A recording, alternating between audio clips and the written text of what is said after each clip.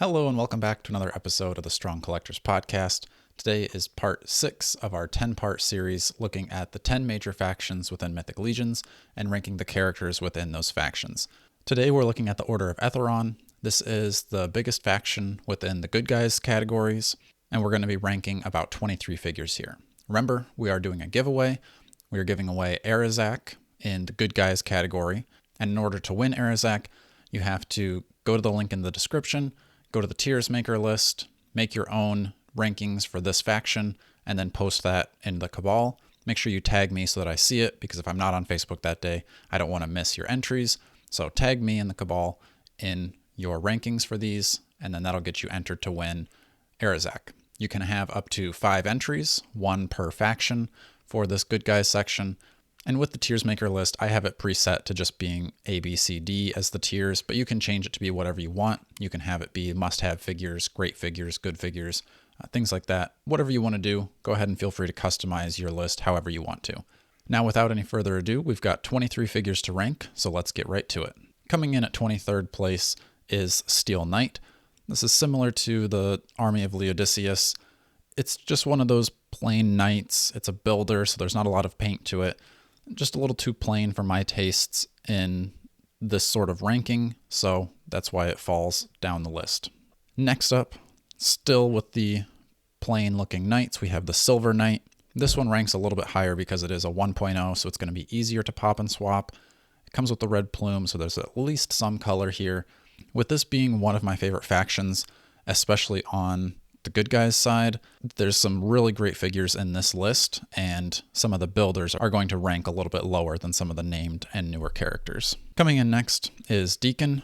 Now this one is one of my least favorite horses. I do like the switch up that they did with the more of a helmet look over the hood look, and if you haven't watched our video talking about all the nerds losing their minds over the changing of the design here, you can go back and watch that. I think it's kind of entertaining.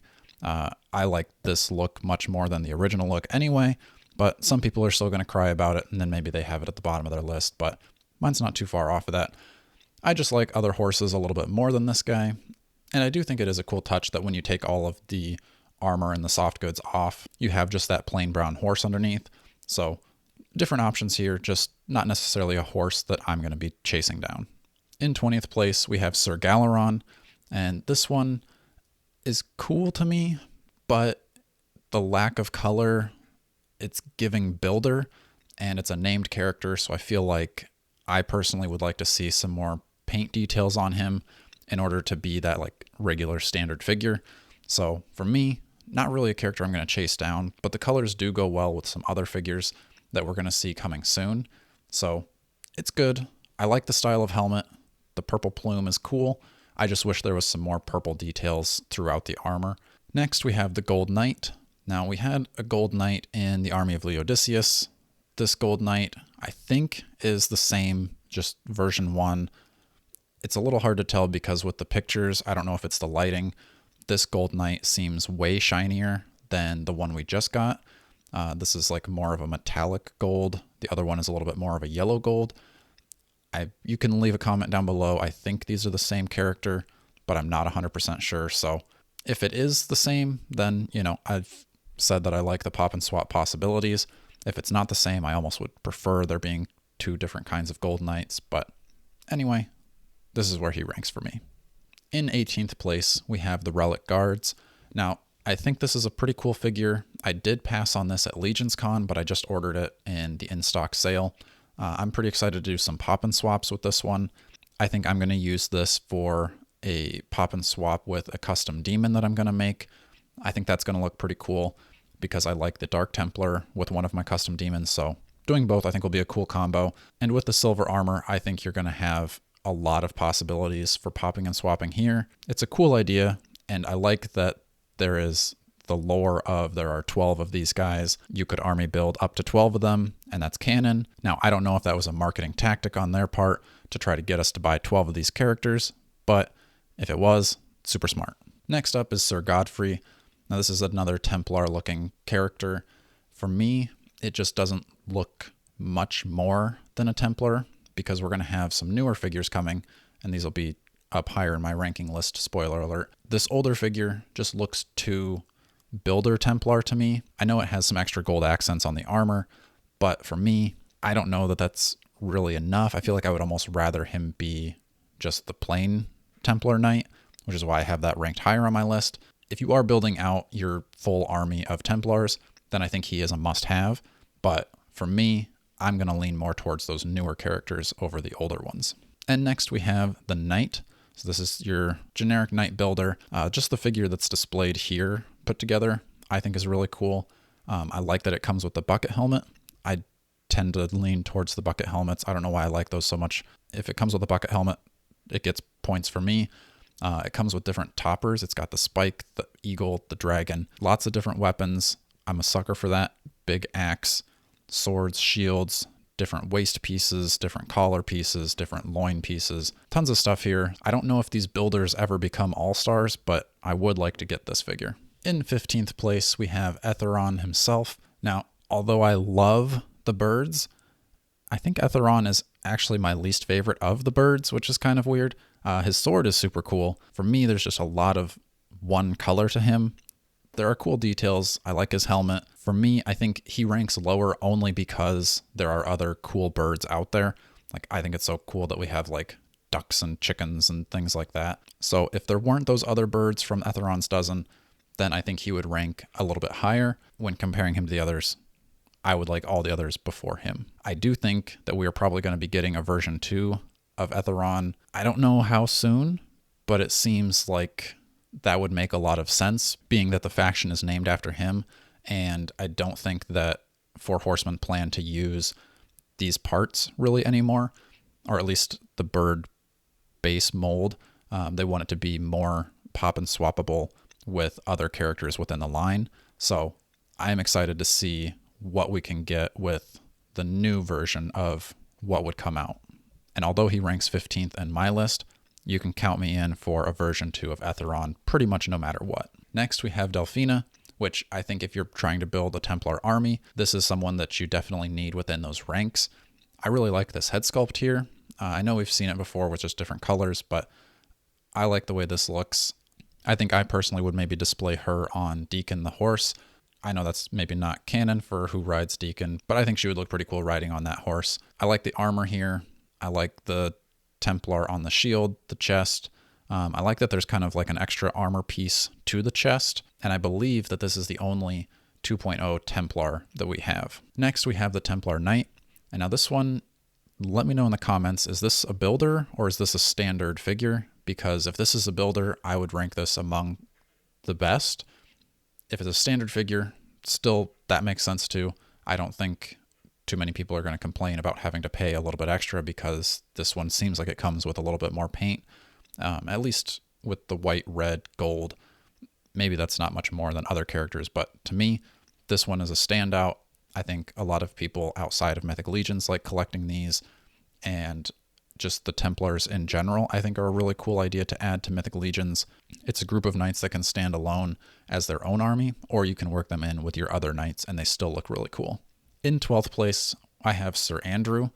Now this one, the more and more I see it, the more it grows on me. And I believe I've seen some places are actually selling out of him. So that's a pretty good sign for the character. Not such a good sign for me if I decide that I want him in the future, but I really like the color scheme. And I chose this picture because this is the one that really blew me away during the reveals. The blue flames on the sword is a really cool touch. I think giving him a cape that looks like wings was awesome. Going with those detailed shoulder pauldrons. The more I look at this guy, the more I'm thinking I need to pick him up. But then my problem is I'm feeling like I'm just going to end up getting all of the characters within this faction. I don't have the budget for that. Oh, I don't know. Bishop is in 11th place, just missing out on the top 10. This is a pretty high ranking mount for me. I typically try to stay away from mounts because they take up a little bit too much room on the shelf for me. I would rather display two figures in the place of the horse in most cases. This one, though, I really like the armor with the soft goods versus Deacon, where Deacon was mostly just soft goods, kind of a robe over the horse. This more armored up look, I think, looks a little bit more battle ready. I like the story behind Bishop. This isn't one that I ordered, but out of the mounts coming that I didn't order, this is the one that I would be most likely to pick up. Again, I don't have the room for it right now, but if I get a bigger collection room, then maybe he would find his way onto my shelves. Sur Wayne is the first one in our top 10. Now this one was one of the earlier figures that I had gotten, and I almost sold him because I wasn't a huge fan until I took the cape off of Tibius and put it on Sur Wayne. And for some reason, that just was like a bajillion times cooler to me to have Sur Wayne in the black cape. It just goes so well with that black shield. If you go back and watch my rankings of figures that I own, he ranks pretty highly because of that simple addition. In 9th place, I have Sidol. This is another one that I didn't pre-order direct, but it's another one that is, the more I see, the more I want. At first, I was a little like, this guy's a little too colorful for me, which is odd because usually I want those more colorful figures that pop on the shelf. I think the fact that he's got the skeleton head or the skeleton faceplate makes me also want him more. You've got the soft goods. You've got tons of detail on the shoulder pauldrons. It's a new plume, so I'm interested to see how they use that in the future. And it's on that Valiant Knight body, so you're going to have a ton of articulation with him. In 8th place is Sir Valgard. Now this one, correct me if I'm wrong in the comments, but I don't think we're ever going to see this figure again. Maybe a version 2, but this will never be an all-star. I believe that was said in the Kickstarter. It's a little unfortunate because I think this is a pretty cool dwarf. Unfortunately, I'm not going to be paying those super high aftermarket prices for him.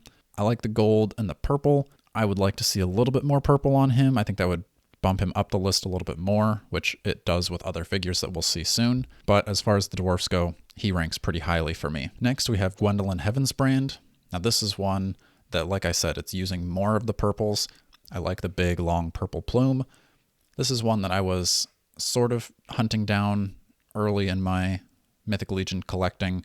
Never quite got her, and I've slowly started to look more and more for other figures. So she's dropped down my list of wish list, but she's still on it for sure. If there's ever a version 2, count me in. If she's ever an all-star, I'm totally there. Sir Ignatius just barely misses out on the top 5, and I'm very excited that he's an all-star because I'm excited to get this in hand. Like I've said, and I'm going to continue saying it, the purples, the golds, the whites, I think are a great combination. I really like this style of helmet, and using the wings on that helmet definitely gives much more of a good guy type of look, where when you use horns on it or fins, it's really easy to make it look evil. So I think this is cool to get to see it on him. He doesn't come with a ton of accessories like some of the newer figures because he is one of the earliest figures from Mythic Legions, but I think just as is this style of armor, the level of detail, I'm excited, and I think he's worthy of 6th place. In 5th place, we have Gadriel. Now this is one that I think is sometimes overlooked, and I don't understand why, because you're getting a cool looking knight here. Again, I know I've said it before. I said I'd keep saying it. Purples, golds, whites, I like it. But I'm also a sucker for wings. The helmet, having 2 swappable heads there. Also a sword, big giant hammer. You really can't go wrong with this figure. I will say the wings do make it a little back heavy, but that's going to be the same with any winged character really in Mythic Legions. I think even taking those wings off and just having a standard knight is a really cool touch. Really, you can't go wrong with Gadriel. Great accessories, great figure. I don't know if this would ever be a version 2. Just like with Eathyron, I would be super curious to see how they would do a winged version 2 character, because I think it would be amazing. In 4th place is Sir Enoch. Now this is another one that took a little bit of growing for me. I'm not usually a big fan of the soft goods, like I've said, but you take those soft goods off and you've just essentially got yourself a Templar Knight. You've got the alternate head. You've got the swappable faceplates. I really like the weapons and accessories that he comes with. Again, it's on the Valiant Knight body, which I think a lot of people are really excited to see. The Valiant Knight sold like crazy, and I think these figures that are coming in the future waves are going to be even better. For me, I imagine I'm going to display him with the helmeted head and maybe without the cape, but this head is also growing on me. Definitely gives him more of that wise, weathered soldier look. I'll have to see when I get it in hand. Maybe I'll use the alternate head on another figure we'll see. Coming in third place is Sir Elijah, and speaking of Templars, I think this is going to be your new standard for Templar Knights. Just with this character alone, you've got these 3 looks, and having it displayed out like this is definitely tempting me to pick up 2 more of these. I think the skeleton head is amazing. Maybe I would pop and swap that onto another character just so I would be able to keep the body and save myself from having to buy another figure. But having a skeleton Templar is very tempting. For me, my favorite head is the one in the middle. Like I said, I'm a sucker for the bucket helmets, and this one is the best I think they've ever done. A lot more detail went into this head. I really like that hammer, but it does seem a little bit more on the bad guy side. Again, I'm not the biggest fan of soft goods, so we're going to see how these look in hand. But even when you take the soft goods off and you just have the plain knight underneath it, you still have that Valiant Knight body, so it's going to be superposable. And I really don't think you're going to go wrong with this figure. I think this one belongs in pretty much everyone's collection. Even if you don't like Templars, take the soft goods off, have a regular knight. Tons of cool accessories, alternate looks. This one is amazing. In second place is Sir Gideon Heavens brand. This is the version 2. Like I have done with most of these, I just kind of rolled the version 1 and the version 2 together because I think the version 2 is a billion times better than the first one. Way more detail. Now, though you're not getting a ton of different looks like you are with Sir Elijah, I think this guy just screams leader of the faction. I love that he comes with the shield with the faction on it. Like I said, those are always going to rank a little bit higher for me, or at least it's going to give them some extra points. His helmet, his shoulder pauldrons, even his armor on his arms, crazy detailed. Everything about this guy I'm so excited to get in hand, and he's only a standard figure at $37. I couldn't believe it. I don't know how Mythic Legions does it, and I hope they keep doing it because I am loving the version 2s that they're making. And number 1, the figure that I am most excited for out of all of the figures that are on pre-order is Sir Wayne. This one right from the start blew me away. For one, the figure itself being an ogre-sized knight, fully armored character, I think is amazing. This hammer is wild to me. I can't wait to see what that looks like in hand. I imagine Sir Wayne is kind of what paved the way for Baradak, which is another really cool figure because now we're getting this, good guy giant knight versus Baradak, the bad guy giant knight. I can't wait to get them going head to head, battling each other. I really want to try some pop and swaps. I don't know what I would use. Maybe the Legion Builder half giant, pop on some partially armored, partially not armored parts. He comes with a skull head. I really don't see myself ever displaying him with that. I think it's always going to be this helmeted head, and I can't even comprehend how Mythic Legions and 4 Horsemen can do better ogre scale knights than Sir Wayne and Baradak. So that was my list, and here's my breakdown of how I had my thoughts kind of organized for this. In the description of this video will be a link to the tier maker list, so you can make your own list. Take a screenshot of that, post it in the Cabal, tag me, Dakota Phillips, in that, so that I can see and get you entered to win Arazak, and stick around for more entries. Remember, you can have up to 5 entries, 1 for each of the good guy factions, and I'll see you in the next episode.